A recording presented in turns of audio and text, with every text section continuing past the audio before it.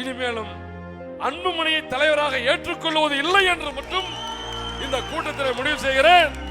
இந்த வன்னிய சமுதாயத்தை சுரண்டி வாழ்ந்து கொண்டிருக்கிற அந்த குடும்பம் என்றைக்கும் தலைவராக முடியாது, தலைமை தாங்க முடியாது.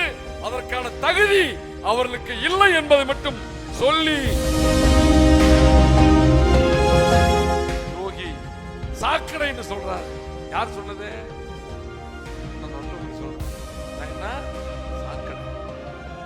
எதுனால சாக்கடை? உங்க அப்பம் கூட இருந்தனால சாக்கடை. உங்க அப்பம் கூட இருந்தனால சாக்கடை. ஒரு மாணவனான என்னை இன்றைக்கு 6 தேர்தலிலே போட்டியிடுவதற்கு வாய்ப்பு தந்து 7வதாக இந்த தேர்தலிலே போட்டியிட்டு என்னை எம்எல்ஏவாக உயர்த்தி தந்த உலக தமிழர்களுடைய பாதுகாவலர் என்று நாம் எல்லாம் சொல்லிக் கொண்டிருக்கிற மருத்துவர் ஐயா அவர்களுக்கு என்னுடைய உயிர் உள்ளவரை நீங்க என்ன சொன்னாலும் எனக்கு கடவுள் அவர் தான். அதில் எந்த மாற்றமும் இல்லை. நேற்றும் அவர்தான் கடவுள், இன்றைக்கும் அவர்தான் கடவுள், நாளைக்கும் அவர்தான் கடவுள். இந்த நிலைப்பாட்டிலே என்னுடைய மாற்றம் இல்லை. என்ன ஒண்ணே ஒண்ணு, நீங்க மைக்கு தூக்கி ஐயா மேல அடிக்கிறீங்க, ஐயா கூட்டத்தில் தூக்கி போடுறீங்க. சங்கமித்ரா திருமண மண்டபத்தில் உங்களுக்கும் மருத்துவர் ஐயா அவர்களுக்கும் ஒரு கடுமையான வார்த்தை போர் மேடையிலே நடக்கிறது. அந்த வார்த்தை போரிலே நான் உங்களிருந்து 2 சேர் தள்ளி இருக்கிறேன். 2 முறை மைக்கு பிடுங்கிறதுக்கு வர்றேன். அன்னைக்கு பிரதோஷம், எனக்கு சந்திராஷ்டமம், மேசராசி. நான் சந்திராஷ்டமம் அன்னைக்கு போய் மைக்கு தொட்டோம்னா பிரச்சனையாக போய் நினச்சிட்டு இருந்தா உங்களுக்கும் சந்திராஷ்டமம். அதை நான் சொல்லணும்னு நினைக்கிறேன், முடியல. அன்றைக்கு சந்திராஷ்டமம் அன்னைக்கு நீங்கள் துவங்கினீங்க. உங்களுக்கும் உங்களுடைய தந்தை மருத்துவர் ஐயா அவர்களுக்குமான போரை துவங்கினீர்கள். 5 அதற்கு பிறகு இன்றைக்கு சேர்ந்திருக்கிறீங்க, ரொம்ப சந்தோஷம். ஆனால் அந்த சண்டை நடந்த போது யாரோடு நான் இருந்தேன்? உங்களை மேடையிலிருந்து கூட்டிகிட்டு போய் உங்கள் காரில் உட்கார வச்சு உங்கள் காரில் தான் நான் வெளியில் போகிறேன். அப்படி இருந்த என்ன சாயந்தரம் ஐயா ஃபோனில் வராரு.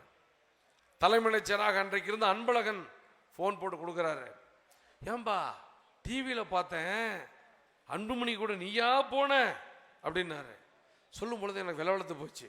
அன்னைக்கு பிரதோஷங்கிறதுனால தைலாபுரத்துக்கு ஏற்ற மாதிரி ஒரு கோவில் இருந்துச்சு. அந்த கோவிலில் தான் சாமி கும்பிடணும். ஐயா இங்கே தான் இருக்கிறேன்னு வான்னாரு.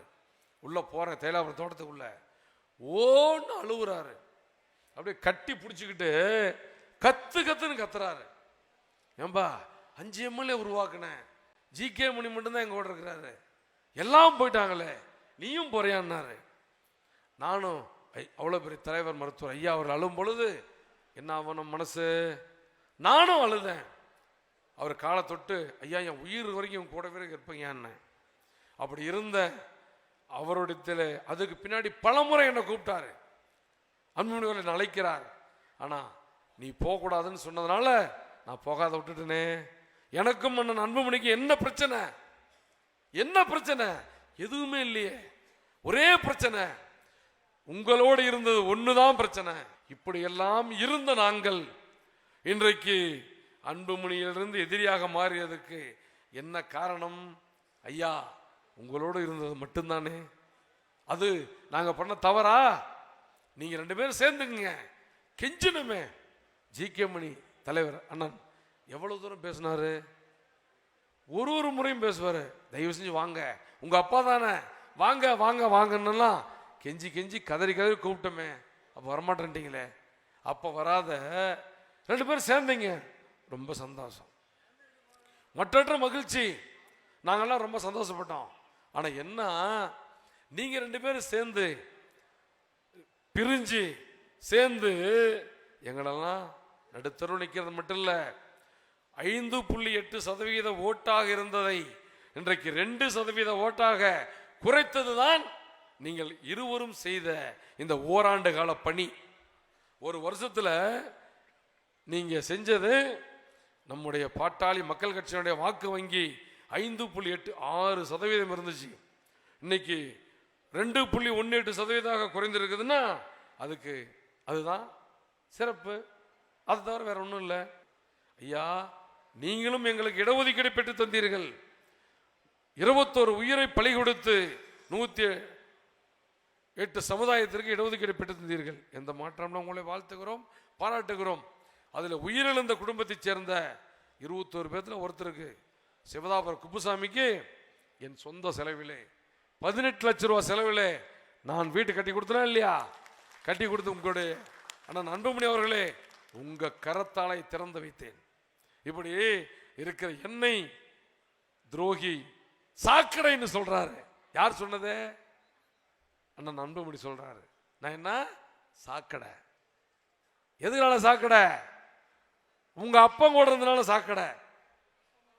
அப்பனுக்கு மோனுக்கு சண்டையில இந்த கட்சியை உருவாக்கியவர்,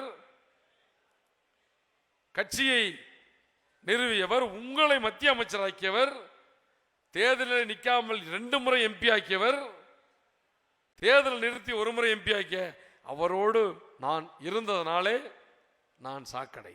இங்க ஒன்றை மட்டும் சொல்றோம், இனிமேலும் அன்புமணியை தலைவராக ஏற்றுக்கொள்வது இல்லை என்று மட்டும் இந்த கூட்டத்தில் முடிவு செய்கிறேன்.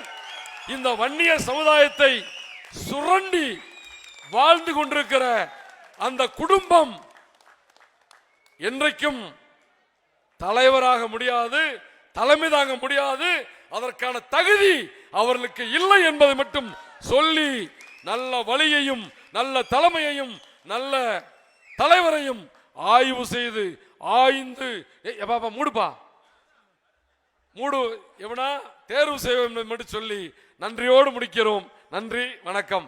பிளே ஸ்டோர் மற்றும் ஆப் ஸ்டோரில் இருந்து பாலிமர் செயலியை QR கோடு மூலம் பதிவிறக்கம் செய்யுங்கள். செய்திகளை உடனுக்குடன் பெறுங்கள்.